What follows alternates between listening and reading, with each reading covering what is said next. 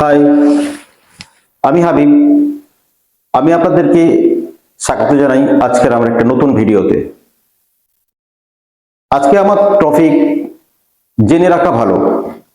আজ আমি আপনাদের সঙ্গে একটা গুরুত্বপূর্ণ টপিক বিষয় শেয়ার করব, যেটা 1450 বছর আগে আমাদের প্রিয় নবী নবী করিম সাল্লাল্লাহু আলাইহি ওয়াসাল্লাম তার উম্মতের জন্য কঠোরভাবে নিষেধ করেছেন এবং তার উল্লেখ আমরা পেয়েছি মুসলিম শরীফ এবং আবু দাউদ শরীফের মতো কেতাবে বর্ণিত আছে। আমরা এই সামান্য কুঅভ্যাসের কারণে কতটা মারাত্মক ব্যাধির সম্মুখীন হই 1450 বছর আগে নবী করিম সাল্লাল্লাহু আলাইহি সাল্লাম তার বর্ণনা দিয়ে গেছেন। কি সেই কুঅভ্যাস, আমরা কতটা বা মেনে চলছি, আজকে আমি সেই তথ্য আপনাদের সঙ্গে শেয়ার করতে চলেছি। কি সেই তথ্য, জেনে রাখাটা কতটা জরুরি।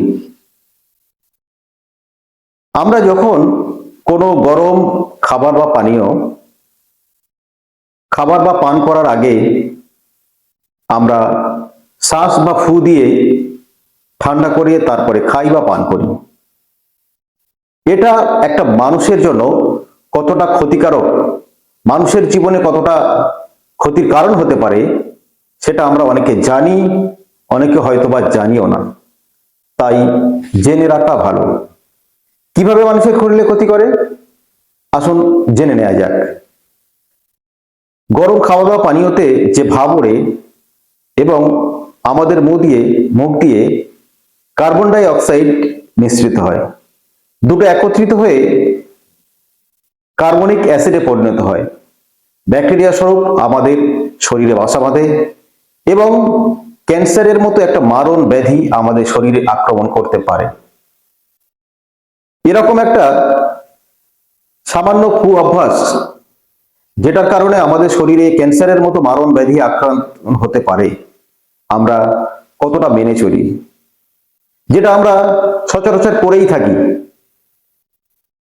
এটা আমাদের কাছে বিশেষত একটা আমলের পরিণত হয়ে গেছে, যেটা আমাদের রাসূল সাল্লাল্লাহু আলাইহি সাল্লাম নিষেধ করেছেন, আমরা সেটাকে কতটা মেনে চলছি।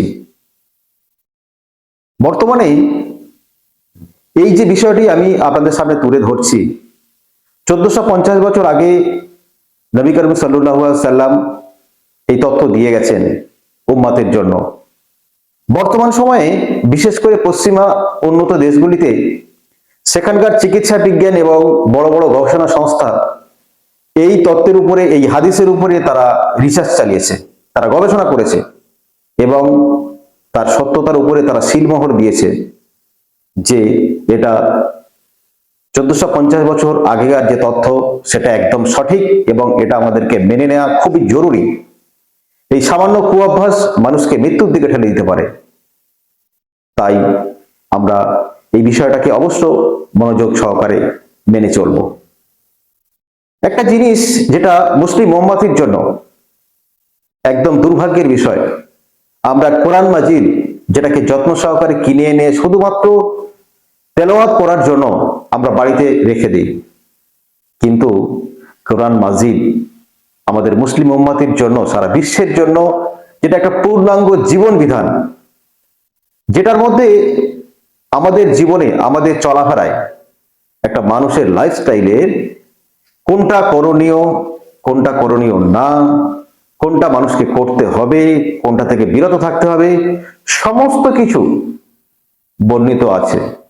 কিন্তু আমরা কতটা জানি বা কতটা জানার চেষ্টা করছি।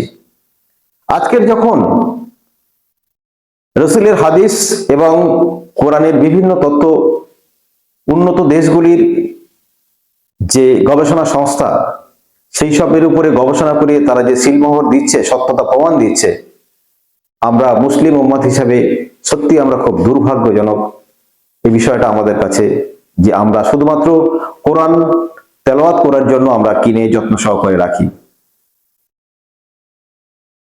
আমরা এই বিষয়টিকে অবশ্য মেনে নিয়ে মানার চেষ্টা করব। যেটা সামান্য কুঅভ্যাস একটা মানুষের জীবনের মৃত্যুর কারণ হয়ে দাঁড়াতে পারে। আর এই তত্ত্বটি যদি আপনাদের ভালো লাগে, আপনাদের বন্ধু বান্ধব আত্মীয় স্বজনের কাছে এটাকে শেয়ার করবেন, প্রত্যেকের জানার সুযোগ করে দেবেন। সকলে সুস্থ থাকবেন, ভালো থাকবেন। আজকে ধন্যবাদ জানিয়ে আমি আমার ভিডিও এখানেই শেষ করছি। ধন্যবাদ।